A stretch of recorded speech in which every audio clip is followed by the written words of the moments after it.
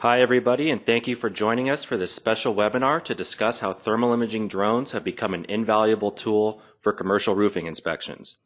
This use case has increased in popularity over the past 3 to 5 years due to advancements in technology and increased adoption rates from end users. Today we are going to deep dive exactly how to successfully inspect different types of roofs with thermal imaging drones and how multiple factors have to be taken into consideration while conducting flight operations and post-processing. Also, we will be recording this webinar and be sending it out to anybody who registered within 24 hours. So my name is Brett Kanda, and I'm joined by Todd Hillhouse, CEO of Planet Inhouse. Todd has over 20 years of experience with government projects, digital media, production, and he is a manned aviator as well as a Part 107 drone pilot. Todd's background in industrial applications, flight systems, and government programs began while working with L3Harris Corporation. At L3Harris, Todd supported programs involving critical and secure communications, which included the FAA's Flight and Network Infrastructure Monitoring. Last but not least, Todd is a Level 3 certified thermographer and launched the brand UAS Thermals to increase the widespread use of aerial thermal imaging and optical gas imaging. Todd, welcome to the webinar and thanks for your time. Thank you, Brett, and thank you for the introduction and asking me to be a part of this, and thanks for those attending. I'm looking forward to sharing, some of the tips and best practices in regarding doing roof evaluations. Perfect. So the plan for today's webinar is to spend about 30 minutes presenting on the topics listed here, and then we will spend approximately 30 more minutes doing a live Q&A. For the Q&A portion of the webinar, please submit your questions in the question box below, and Randall Warnes, FLIR's SUAS segment leader, will do the best he can to organize the questions so that we can hopefully address every single one. If we don't have time to answer every question, Todd and I will respond directly to your questions via email. Also, we have a very special guest today who has made time in his busy schedule to join us for the Q&A session. Bill Schwahn is a world-class instructor and Level 3 thermographer from the Infrared Training Center, and he is going to be joining us to answer your toughest questions and give us even further insight into the topics we will be discussing. So, the topics that we're going to go over today include the basics of thermal imaging, the different types of roofing as well as insulation materials as well as their characteristics, who are the end users and who benefits the most within an organization, hardware considerations, and we will wrap up with some best practices and the live Q&A. So before we go too far, it is important for our listeners to understand the basics of thermography and how FLIR's SUAS products allow for a new paradigm shift in data acquisition and analysis. FLIR has been perfecting infrared and thermal imaging since 1978, and it wasn't until approximately 5 years ago that the company started to develop unique payloads for under 55-pound UAS. Long-wave infrared cameras, also known as thermal cameras, detect and sense the infrared band of the electromagnetic spectrum, which allows them to see in total darkness. No, this is not night vision. You can see through obscurance such as smoke and fog, accurately measure temperature, which allows for the remote detection of anomalies.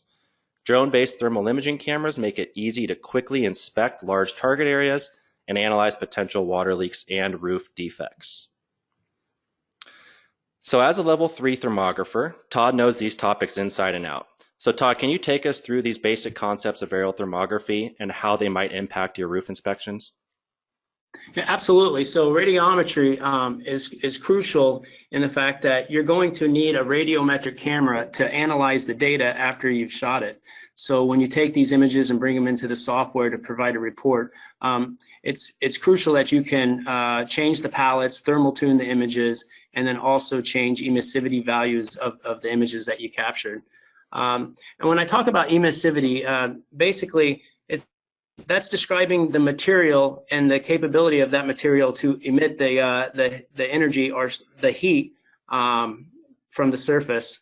So basically, you're going to dark objects are going to absorb heat more than light objects, and then, for instance, metal objects are going to be extremely reflective, which is going to lead to be a little bit more difficult roof to inspect. FORD, acronym for focus, range, and distance. Most of the cameras that is offered for the UAS applications have an infinity focus. But if you were using a handheld in conjunction with an aerial system, you would need to make sure that the images that you're capturing are at the correct distance for the sensitivity, and then also in focus. Thanks, Todd. And as you just mentioned, the emissivity of the specific roof you're inspecting is greatly going to impact your data and your imagery. However, remember that you can change emissivity settings in FLIR Tools or Thermal Studio while you're doing post-processing. So if you make a mistake in the field and are analyzing still imagery, you still have the ability to fix this before you produce a deliverable. So Todd, take our listeners through the different types of roofing materials and how these materials are going to impact the quality of your data. Great. So these are some of your common roof types that you're going to find when you go out in the field to do a roofing evaluation or an inspection. So we have modified bitumen, single ply, which could consist of TPO, PVC, EPDM, which is basically like a rubber. Again, I spoke a little bit about metal, so you're going to find a lot of metal roofs. Just be very aware that metal is extremely difficult due to the reflectivity, the emissivity of the metal, and it's going to be pretty difficult to detect any type of moisture penetration due to that reflectivity. And then you're going to have shingle roofs, tiles, and then roof systems that are basically coatings. And Brett, those pictures there, while everybody's taking a look at that, just understand that that top layer is going to be your outer surface. That's the roofing membrane. And basically, for instance, under single ply and single ply 2, you're going to see what we call a metal deck. And this is what you need to understand, which is what's going to be beneath that outer roof surface that you're looking at with the visible and the infrared camera. Yeah, and that's really helpful because for us that are in the drone industry and not necessarily part of the roofing industry, these are things that we'll need to know to better communicate with the end user.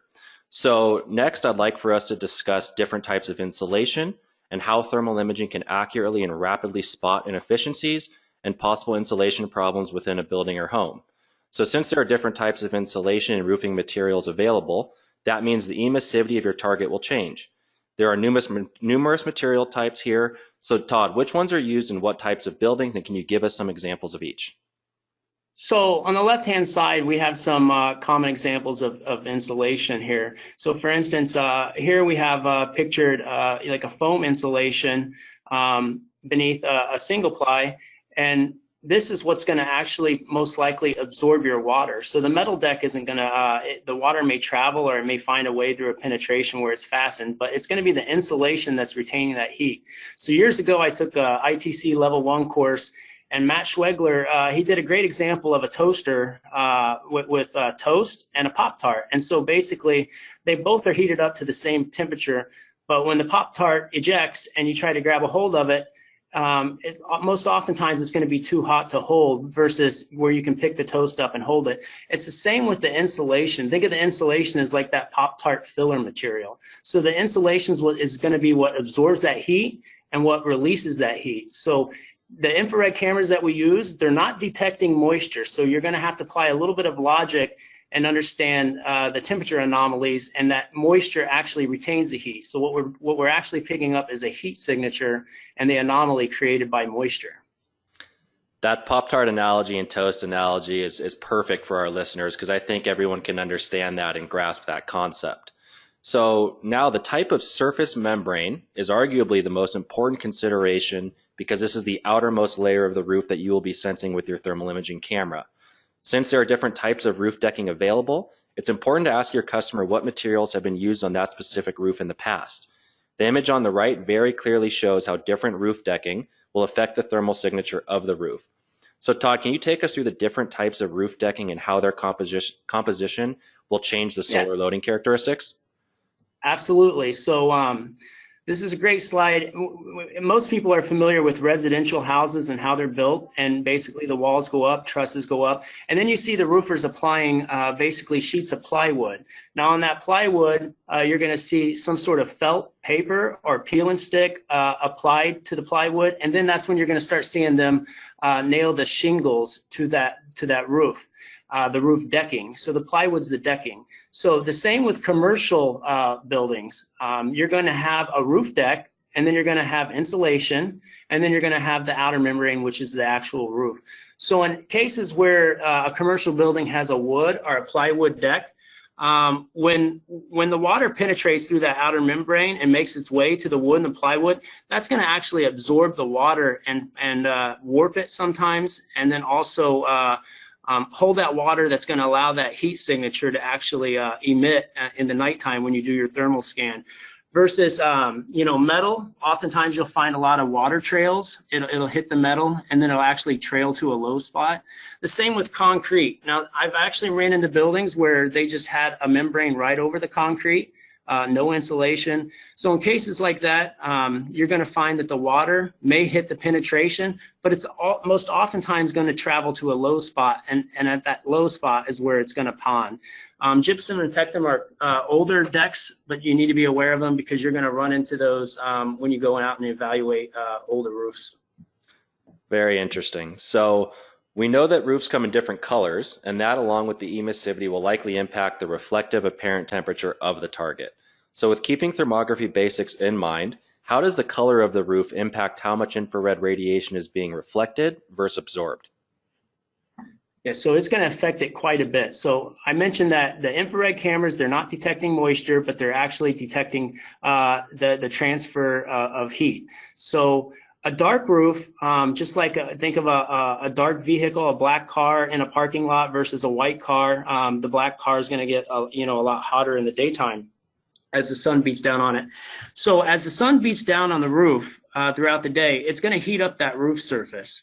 And if there is any moisture penetration, it's going to heat that moisture beneath it. Now, water having a high heat capacity is going to stay warm. So in the evening time, when the sun sets, that roofing surface is going to cool off, and the water is actually going to retain its heat, and that allows you to find the penetration. So you're going to find that a cool roof, lighter colored roofs are going to reflect a lot of that energy, and it's not going to heat the water penetration up as much as it would a dark roof.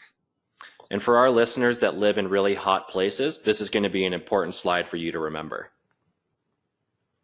So now that you all have an understanding of the science and the technology of drone-based thermal imaging, as well as the basics of how a roof is constructed, now we can dig into the value proposition for end users. So why in the world would stakeholders want to adopt this new technology, and what are the tangible benefits? In our opinion, the biggest benefits include risk mitigation, safety, re-roof bidding, leak detection and repairs, and manufacturer warranty requirements.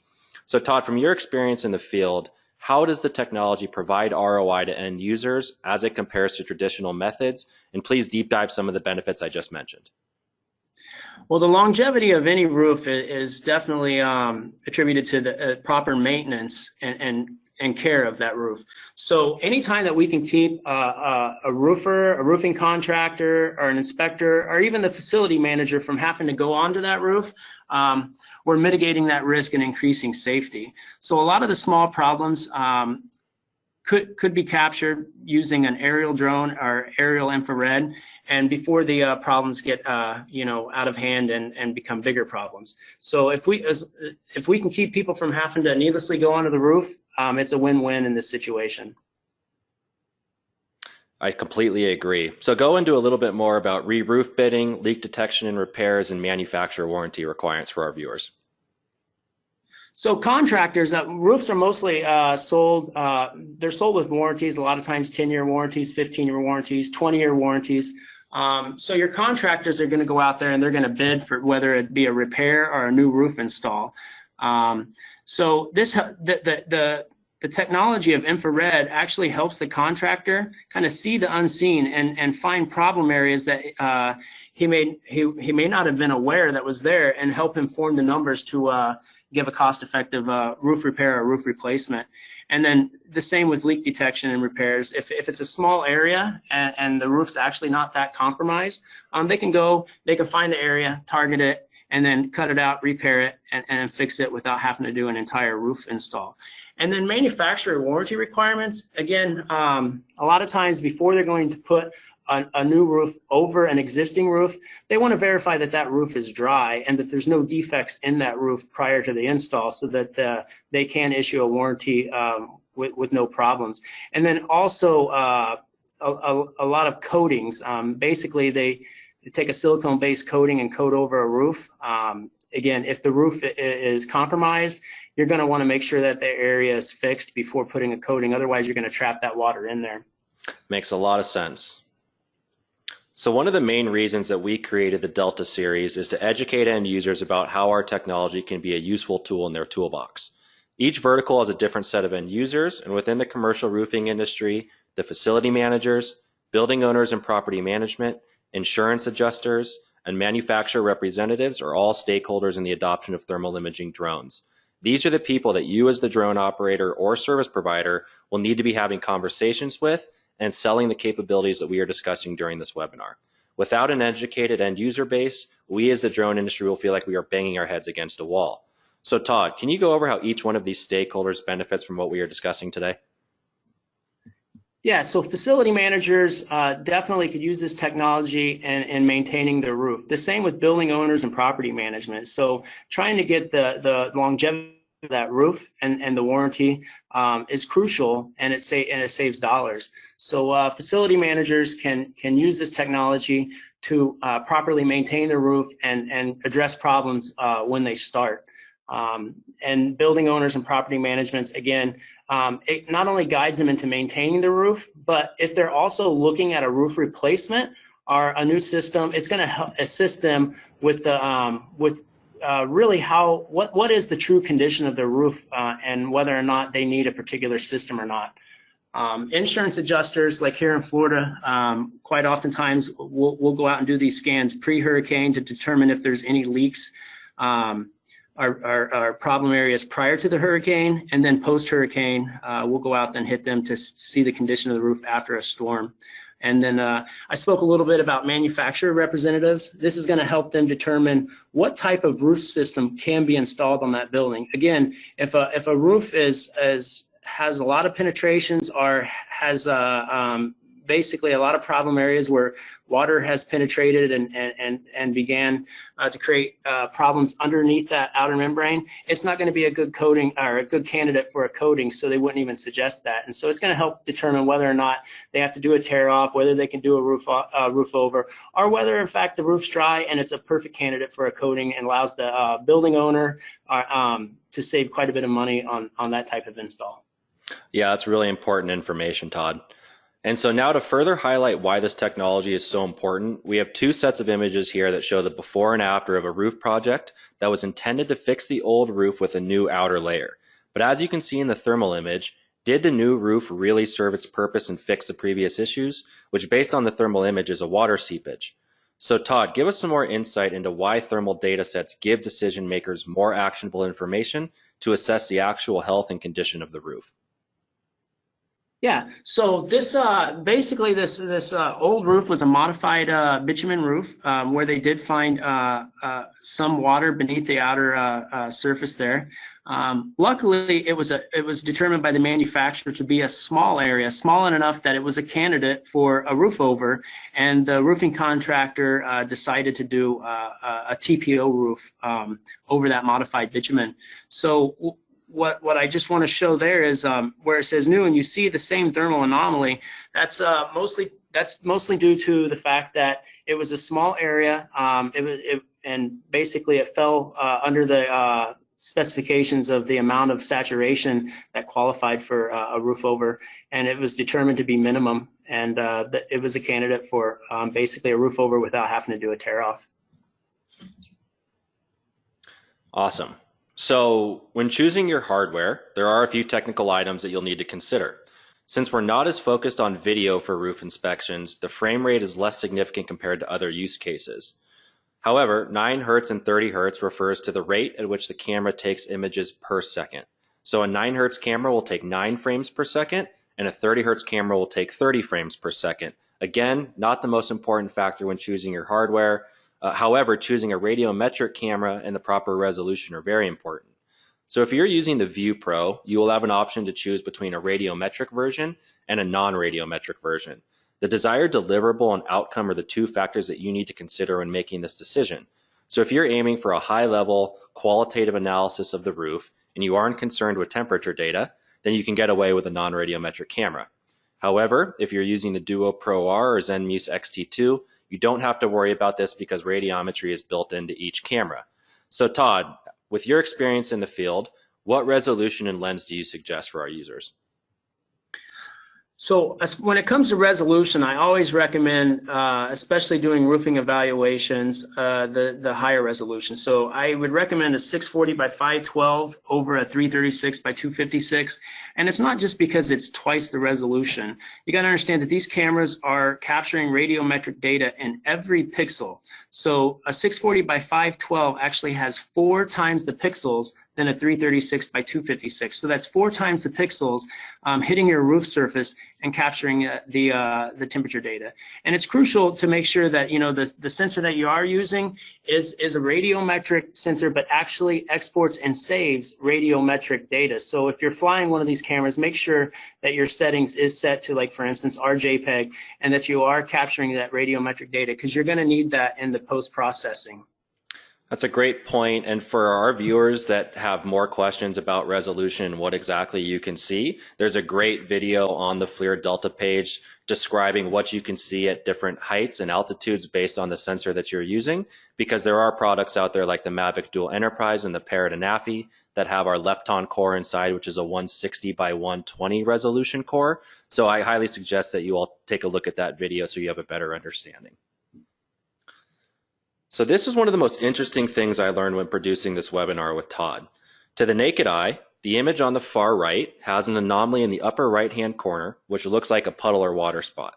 If you were doing a drone inspection with only an RGB visible camera, it would be very easy to suggest in a report that there is a water issue in the top right of the image. Todd, take us through what that anomaly actually was and why it's so important to have dual sensors in a situation like this. Yes. Well, this is definitely a use case where it's crucial. I mean, it's always crucial, but when you go out to the field, you're actually shooting visible images and thermal images. Now, if I would have only had the thermal image, it would have been very difficult to determine what the cause of that spot in the upper right-hand corner was. It would have led me to think that it was water because it's near a drain, and I would assume that it was probably chiller runoff. But when we got back to the office and we were getting ready to start the report, we took a look at the image, and out in the field on a 7-inch crystal sky, it still looked like water in the visible image. But upon further investigation and post-processing, we zoomed in and realized that this was actually a patch and a repair that was done using asphalt. So it explains why the actual thermal temperature showed up cooler, because basically the heat from the asphalt absorbed that heat, but then as the sun set, it released it and created a cooling effect. You'll see that we marked with a red zebra pattern most of the hot spots where we believe that there was penetrations in water. But this is definitely a great example of why it's important to take both visible and thermal pictures so you give accurate information to your client. And with anything in life, practice makes perfect, and these are the types of things that you'll learn as you go out in the field and practice. So that's really good, Todd. And so from your years and years of practice in the field, these are some of the best practices that we've come up with together. So can you take us through some of these best practices and some suggestions for our viewers? Yes, so I recommend collecting the RGB images, obviously during the day. If you have, for instance, an XT2 with a dual sensor, that the visible camera is not going to do you any good at nighttime. You're not going to be able to see anything. So get out there during the day, and it's also going to help you assess the condition of that roof prior to doing your thermal scan in a nice lit environment. I recommend most oftentimes try to do them around noon or early afternoon to limit shadowing from, for instance, the walls, the parapets, or any type of object that may be AC units or chillers that are on the roof, just so you can limit the shadowing and give you a good inspection visually of that roof. As far as optimal flight altitude, I like to try to frame up my buildings as close as possible due to the sensitivity of the sensor so that I can pick up the anomalies. Environmental conditions are crucial. A lot of people don't understand this, but you need to hit this when the roof surface is dry. So if it rains the night before, the morning of, you're going to have to reschedule your thermal scan. There can't be any surface water on the actual outer surface of that roof when you do the thermal scan. Condensation and dew is going to also affect that. And then wind is another thing that people don't take into account. So a lot of these drones that are on the market today, they fly no problem, especially with altitude hold and GPS hold and 20, 25 mile an hour winds. Well, you do not want to go and do a thermal scan in those type of conditions. So as they, in fact, I recommend doing that in the less amount of winds you can, winds less than maybe 15 miles an hour. What's going to happen is as the water releases that heat beneath that deck, if it's windy, it's going to blow that heat off the roof, and so your sensor's not going to pick up the anomaly. And so roof surface conditions, again, just make sure that the roof's dry at the time of doing, the surface is dry, and you're going to notice that from your visual images that you've taken during the day. Just make sure the roof is dry before your scan. Yeah, and to reiterate, Todd's saying take your RGB visible images around noon, and then the best time for thermal imagery is right after sunset. So another important consideration. So as we've mentioned, we highly suggest that you attend a level 1 ITC thermography training. They're globally offered, and there are specific SUAS courses, and that will really deep dive more into the physics of what we're talking about here. One of the first conversations that you need to have with your potential customer is, what's the outcome desired? Do you need a qualitative analysis or you need a quantitative analysis? That will affect what hardware you use as well as your deliverable. As far as professional reporting software goes, the most important thing is that you use a software and an output based on the customer requirements to ensure seamless workflows. You don't want to produce deliverables that cannot be ingested by your customer's current software suite. So consider that when you're making your decisions. So Todd, can you dig a little bit more into where the most common source for issues tend to be in commercial roofs as well as wind tolerance standards? Yeah, so I spoke a little bit about the wind tolerance standards, and you can find those. Those are dictated in ASTM standards C1153, basically on thermography of roof evaluations. But and I can't speak highly enough of attending a thermography ITC class. So this webinar is great. It's going to give you a brief overview. But ITC, Infrared Training Center, is a wealth of knowledge and invaluable to any end user who's considering getting into this field. The qualitative versus quantitative analysis, have that up front. Let them know that you're not getting on the roof for a qualitative analysis. You're just basically going to point out temperature anomalies and allow either that building owner, that facility manager, or that roofing contractor to get on the roof and take a look at those areas. A quantitative analysis, that's going to dictate that you actually go up and you inspect those anomalies and mark them with a core sample or a moisture meter and determine how saturated the insulation is. Now, the common source, if you're getting out there and you're doing that, you're going to find that most oftentimes the leaks are going to be around flashings, wall terminations, any type of roof penetration, whether they installed a mechanical unit up there and fasten it to the roof, lightning rods, again, anything that is penetrating that outer membrane wasn't sealed properly. Material laps that maybe have deteriorated where you have an overlap of material and the water has crept underneath it. And then look at drains. Make sure that it's properly sealed and that you don't have a leak in that area. And then low areas. Low areas are a very common area where the water has been ponding for a while and has ate up the material and then actually eroded it and then basically has crept through and penetrated. Perfect. So that was exactly 30 minutes. I'm impressed. So now I'd like to bring in Randall Warnes, FLIR's SUAS segment leader, and Bill Schwahn to get into the Q&A part. Randall, what's our first question? How's it going, everyone? And make sure you are sending in your questions. We've got quite a few, but if you do have any questions on what Todd and Brett have been discussing, we have some serious experts right now on this webinar. So just hit the question, panel within your GoToWebinar dashboard and send in your questions. But let's start with one about the qualitative versus quantitative analysis and whether emissivity is important if you are just doing a qualitative analysis of a roof. Bill? Hello, this is Bill Schwahn. Thank you again for attending the seminar. Qualitative versus quantitative. even though I'm doing a qualitative evaluation, it's my opinion that the thermographer needs to understand emissivity. Even though we're not going to measure the component, we need to understand the ability of the component to absorb, in this case, the roofing membrane, to absorb and emit radiation. So the higher the emissivity, the more emission, or the easier it will be for us to be able to see the water and the thermal anomaly underneath it. We're also looking for overlaps, nailing, so on and so forth. Emissivity definitely plays a part, even though we're just doing qualitative evaluations. Perfect. Thanks, Bill. So I have a few questions in here about lepton-based sensors. So we have the Mavic 2 Enterprise Dual as well as the Parrot and Ophi are using the same 160 by 120 sensor. And there are questions of, I guess there's a wide range. How would you calibrate the camera to do these kinds of inspections? Are they radiometric and capable of capturing radiometric imagery? And would you use a Mavic 2 or an Ophi for roof inspections? So if you could kind of cover all of that.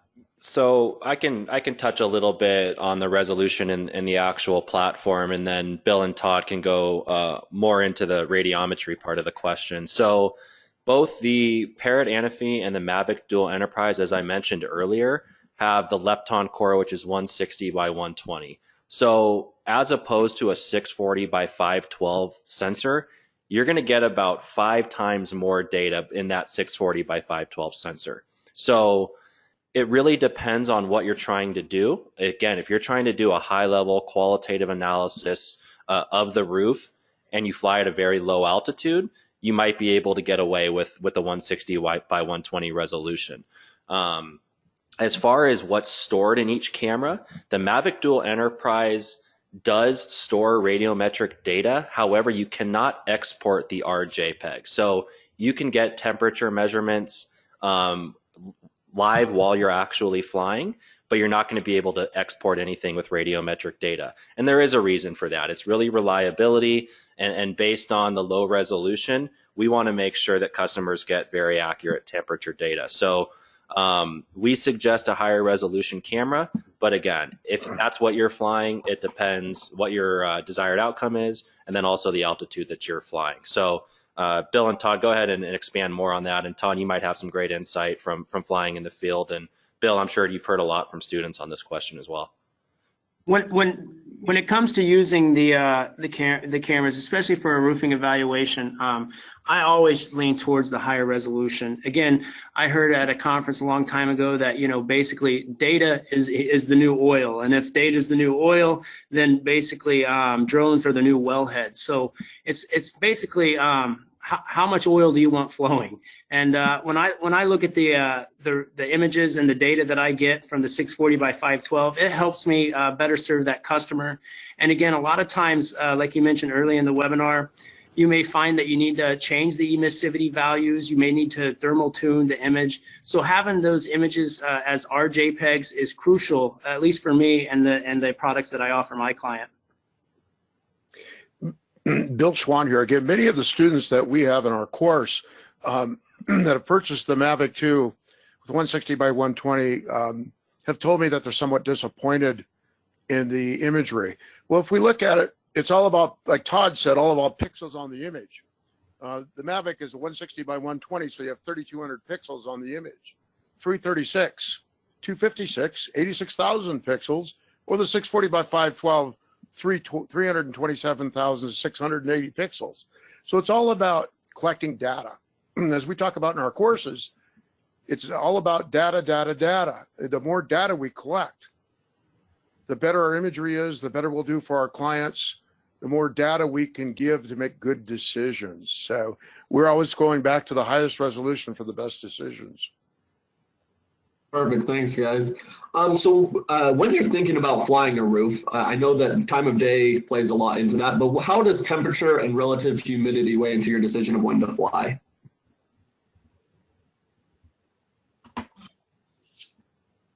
The time of the day, as far as, I get this question a lot, not only in our courses, but in my emails. Time of the day is really the ability of the material and also how large of a leak we have underneath the membrane. Remember, the material or the water that's underneath the membrane has to absorb thermal energy. So it has to have thermal capacitance, or the ability to absorb the energy. If I have an overcast day, or if I try to do this too early in the day and there's not enough solar absorption into the water, my results are going to be minimal. So thermal capacitance is very important. Emissivity of the material is very important as well. Does the material have the ability to emit the radiation that's captured by the water that's underneath the membrane? And just to add to that, Bill, it's really interesting, and I don't know how many of our guests today had a chance to take a look at our solar content, but you know, in this use case, we're saying go fly your thermal imaging camera right after sunset. So for solar panel inspections, we say quite the opposite. You actually want to fly as close to high noon as possible so that your target has the ability to get to a certain irradiance level. So, you know, you need to think about that as well. If you happen to be doing a home inspection that has solar panels on the top, you need to consider these types of factors if you're trying to inspect the solar panels versus the actual roof, because your method of data acquisition will change based on what your target is. So just throwing that out there for our guests as well. Very good, Brent. The other thing to remember is that you must have heat transfer. The greater the delta T, the more that you're going to be able to see in that infrared image. So nice clear night, beautiful hot day all day long. That's going to provide us with the greatest delta T, because the coldest thing you're going to look at with your IR camera is the sky. Perfect. So just a reminder, because this question keeps coming up, we are going to be sending the recording of this webinar to everyone that has registered. So if you feel like you maybe missed something or want to revisit something, we will send that link out. Brett said within 24 hours. I'll say within the next day or two. For sure, you'll see that in your inbox. And it'll also be on the FLIR. It'll be uploaded to the FLIR Delta page too. So not only email, but also on that website within FLIR. Perfect. So another question here is, what do the deliverables typically look like for a roof inspection, a commercial roof inspection particularly? Well, our deliverables most oftentimes are done in a PDF format that we provide the client. So in that PDF, we're going to basically have the conditions of the scan, the time of day, and then as well as the visibles, and then the infrared pictures, and then we'll also have the infrared pictures marked up with some sort of either a zebra pattern or something indicating the area that we feel needs to be addressed. Now, if we do a quantitative, we will provide a report with the actual visible images marked up and then painted, and then with the amount of moisture that was found in the spots that we indicated with the original qualitative report. And that PDF again is generated. I most often use FLIR Tools Plus. I feel that it's a great program for especially for roofing evaluations. But then again, there's the new FLIR Thermal Studio, which is another alternative to create these type of reports. Perfect. So this question is for Bill. Can you explain the purpose of the FFC and why you would use an FFC during a mission doing a roof inspection? Oh, that's an outstanding question. FFC stands for Flat Field Correction. If we're looking at the DJI Pilot, you're going to find FFC at the upper right-hand corner. There's going to be a little menu tab there. FFC applies a correction value to all the pixels in the photo array. So if you have a 640 by 512, it's applying a correction value to all 327,000 pixels in 0.3 of a second. The purpose of this is to get the camera to apply that correction value so you get the best image possible. The times to do the FFC are prior to takeoff, just prior to taking the image. And with that said, I like to go into the settings and set the FFC to manual. The camera also has the auto option, but the auto option will take the FFC or do the FFC maybe just as you're trying to do the image, which will cause the image to freeze for 0.3 of a second. So if you put it on manual, and you'll need to do this every time you start up currently under the DJI pilot program, and then manually FFC before every image, you're going to get a great image. Perfect, thanks, Bill. So there's a couple questions about sunset and how you define sunset. Like, is this when the sun drops below tree line, drops below the horizon, or is it at roughly the same time of day each day? So this is Todd, and I use sunset fairly loosely in a sense that, like Bill said, you need to have a delta. So you need to have that temperature drop. So in order for the anomalies and the water that has retained the heat to actually show.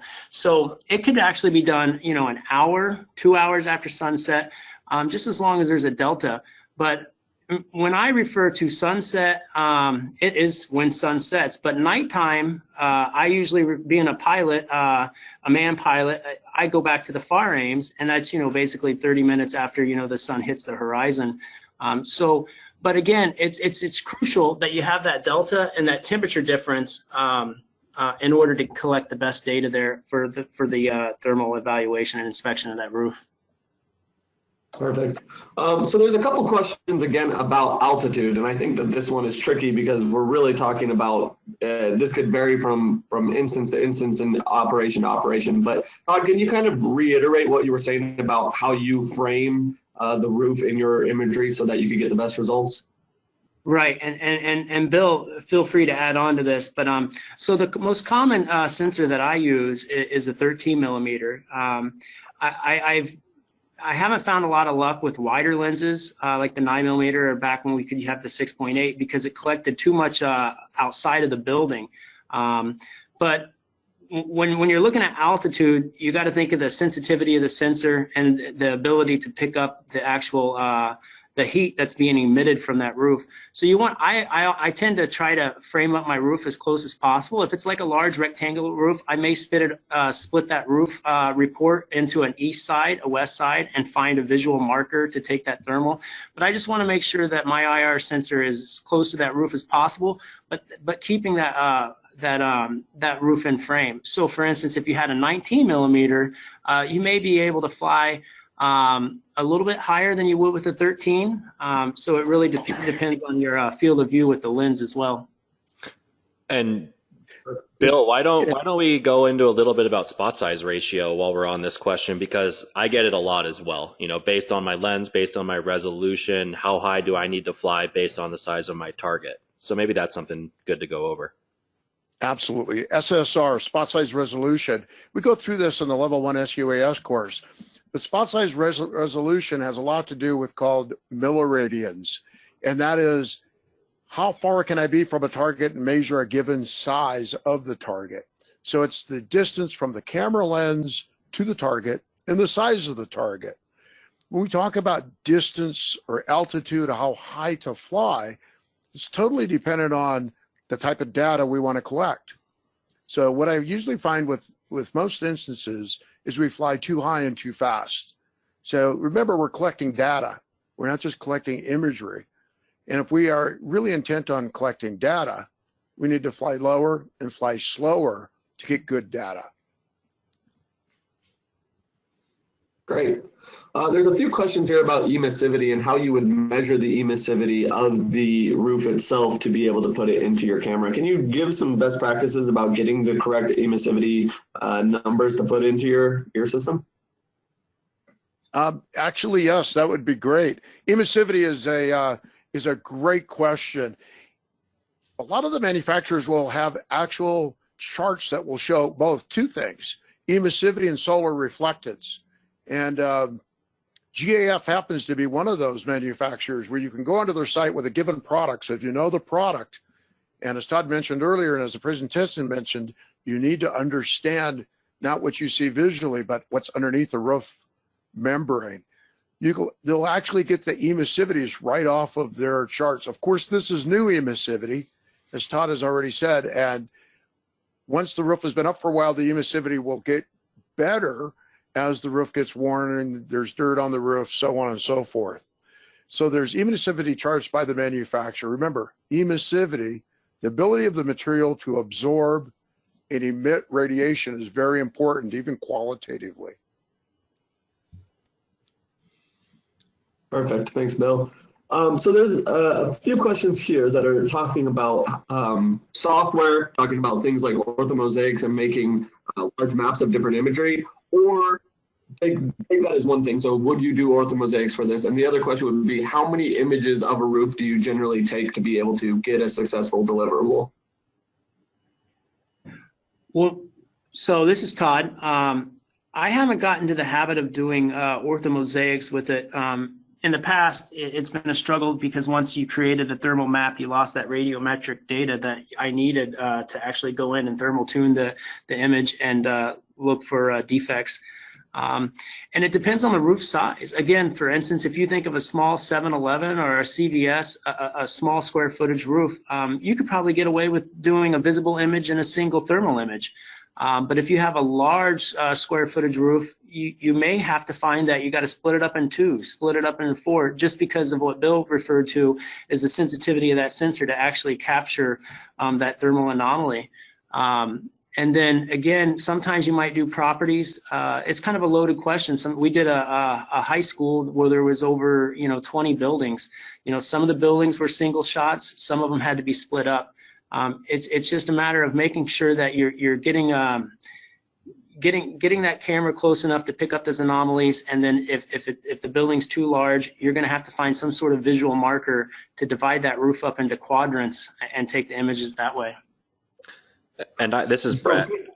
Oh, I just want to add on to that real quick. So if you're just using RGB imagery, orthomosaics are great. You can extract measurements and things like that. But from what we hear a lot from end users is that orthos aren't necessarily the best deliverable for clients when you're using thermal data sets. And for the reason that Todd just mentioned, when you produce an ortho, you lose that radiometric data. So if you're doing, again, a qualitative analysis, you could potentially get away with using an ortho as a deliverable, but overall, we suggest still imagery. So do you have more to add to that, Bill? Just a quick comment. If you're doing orthomosaics or you're also doing any video or mapping, make sure that FFC that we spoke about earlier is on manual. Otherwise, it will automatically pause for 0.3 of a second while it does the FFC, and it will jeopardize your mapping and jeopardize your ortho. Perfect. And FFC is the same thing as non-uniformity corrections, correct? Correct. It is. It's NUC, non-uniformity correction in handhelds. Perfect. So just to kind of keep going on these best practices, Todd, you mentioned earlier the lens size you use, but what is your drone setup? There's questions about what's the best drone to use. I think that's a difficult one to answer, but what does your workflow look like? What drone are you using? What camera? What software do you use? So yeah, so basically for the long, and I still have Inspire 1s with original XTs, but the most common drone that I use now is an M210 with an XT2 and then an X4S. And the reason I say the X4S is I could get out there and I could do the visible images again with the visible camera that comes on the XT2, but that's a 12 megapixel sensor, whereas my X4S, I believe, is a 20 megapixel. And so I'll go out and I'll shoot the daytimes with my 210 with an X4S to capture my visibles. And then, at the nighttime, when I do the infrared, I'll use the X4S. But it's great having the 210, especially the new V2 with the built-in strobes, because one of the most important things is you got to understand you're going to need a night waiver to perform these legally, at nighttime. And so one of the things in the past is we used to have to fix strobes to our Inspire 1s and our original M210s. Now you have the built-in strobe, with that. So that's a great convenience factor. But software-wise, the XT2 has an outstanding feature. It just blows my mind that, in fact, that it's capable of doing this. But the XT2 actually records radiometric video. And so that means every frame of that video, I can pause, stop it, and pull out radiometric data, even save that frame as a radiometric image. That's a lot of times I'll go out and I'll fly a roof, I'll take my pictures, but before I leave that job site, I'll go and I'll fly radiometric video just to possibly, in the by chance that I do after the fact when I load in the images, find something that may be wrong. Chances are I may have caught it also in the video as well, and I could save out that frame from a different angle. So I'm not stopping and taking a lot of photos. But the software of choice that I actually, and the reason I mentioned the radiometric video part is because you will need Thermal Studio to ingest that radiometric video and tune it and save out those images. But most of the time, 95% of the time, I'm using FLIR Tools Plus to generate my reports. And so, Randall, I have a quick question for Bill and Todd along those lines. Does FLIR's MSX technology provide additional value for roofing evaluations? And for our viewers who aren't familiar with MSX, that's a FLIR patented technology that blends is the wrong word, but it's the most understood. It essentially blends the thermal image and the RGB image, so you get the outlines and the details of the RGB image embossed onto the thermal image. So does MSX have any value for roofing evaluations?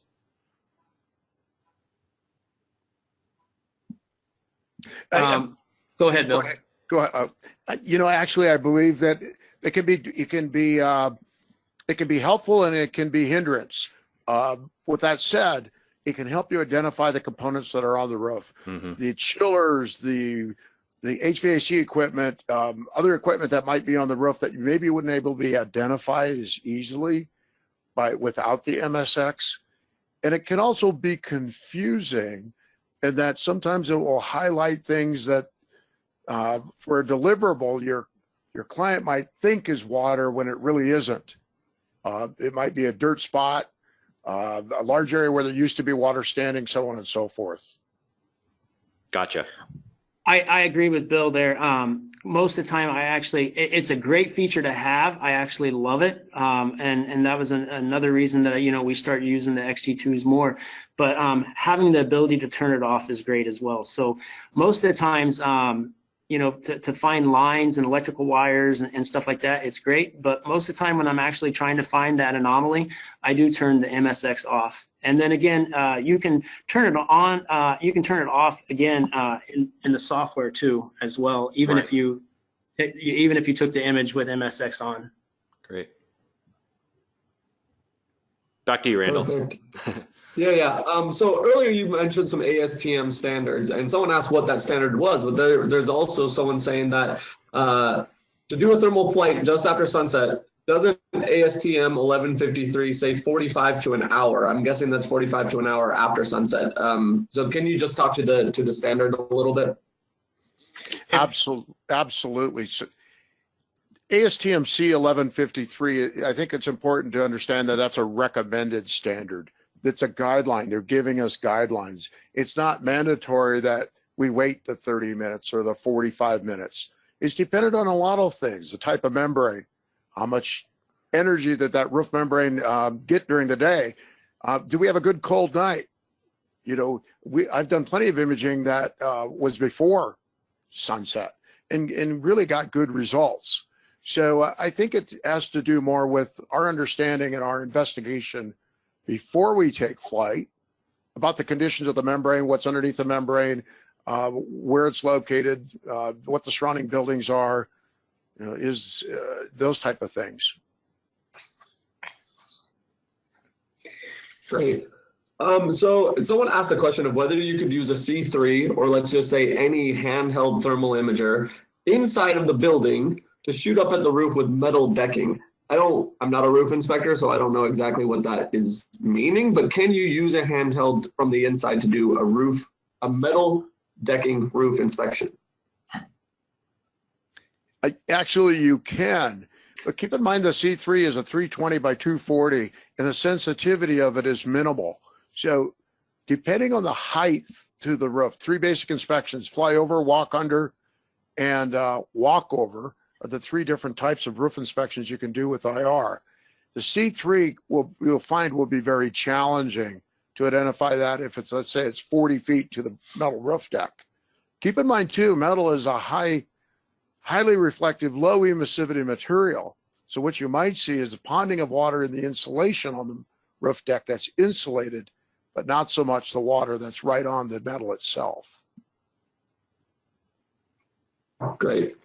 So there's questions about, most of the discussion has been around commercial use, commercial roofs. Is the inspection of residential roofs primarily the same? Is there a reason why we are focusing so much on commercial and not residential?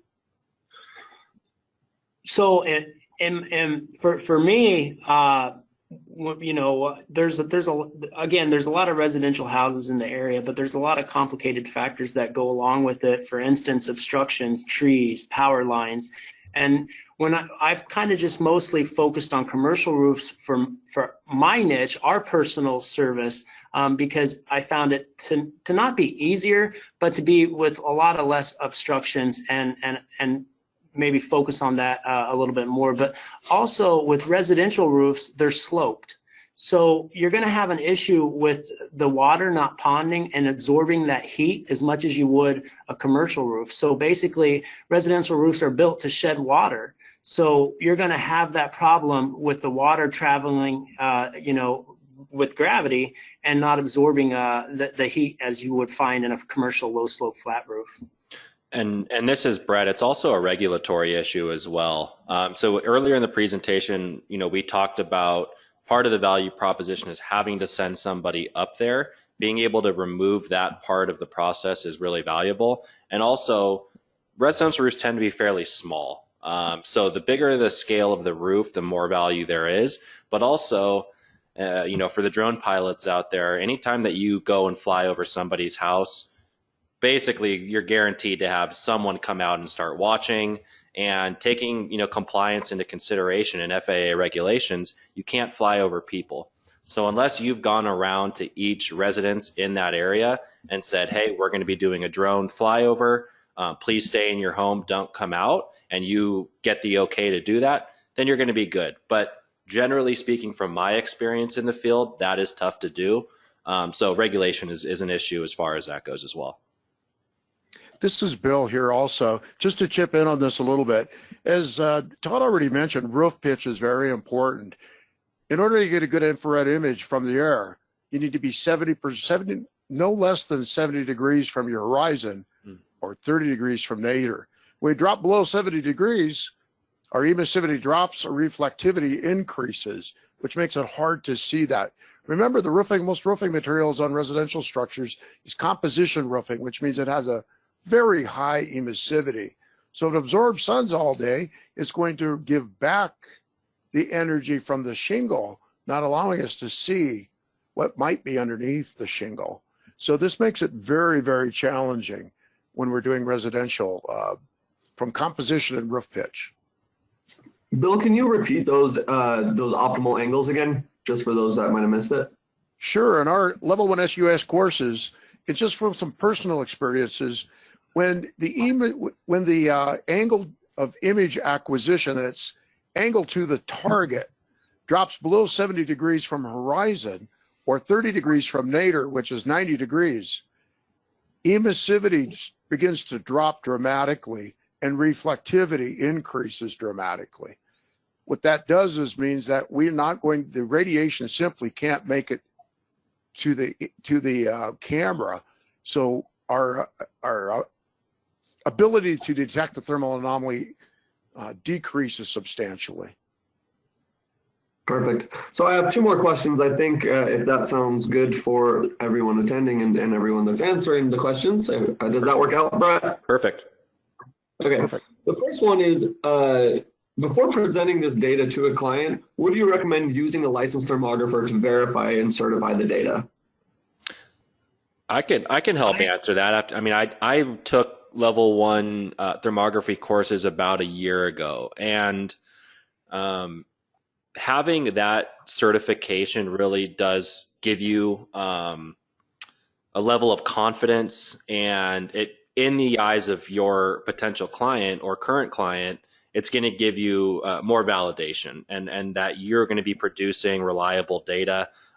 So from my personal opinion, I think it's really important, and it's going to help you get more business because you have the understanding of the physics and you're able to really explain what you're seeing in the image. So that I think it's extremely valuable and important when it comes to that. And Brett, I'll go one step further. So obviously we perform services, and then we also, as a FLIR distributor, we sell the equipment and the gear.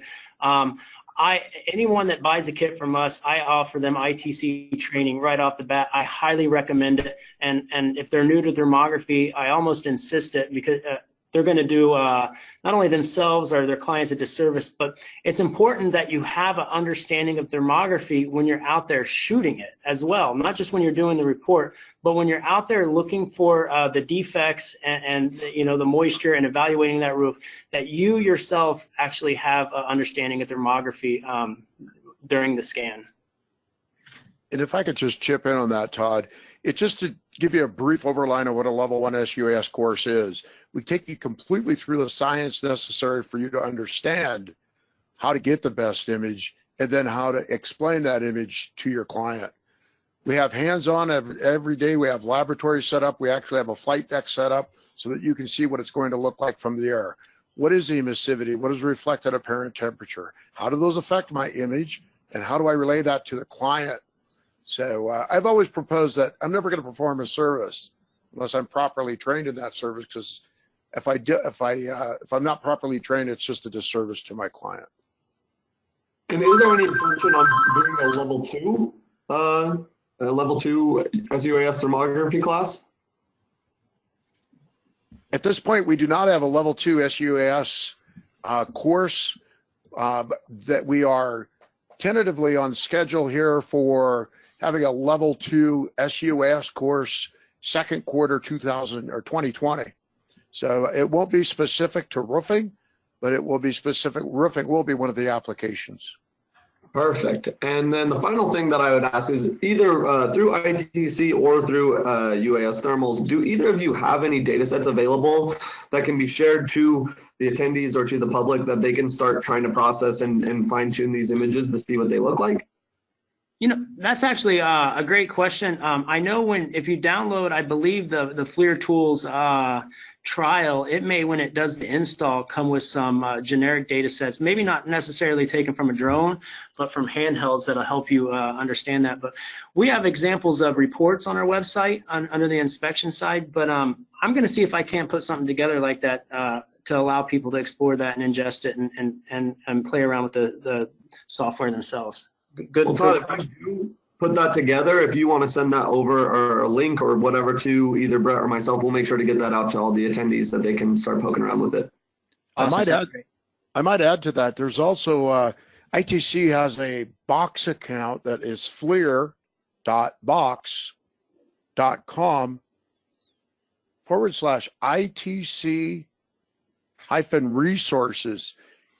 At that account, you can go in and you can pick up any ITC box account, open it up, and they have SUAS account with roofing images already in that account, along with solar and other images as well for your use and for you to take a look at.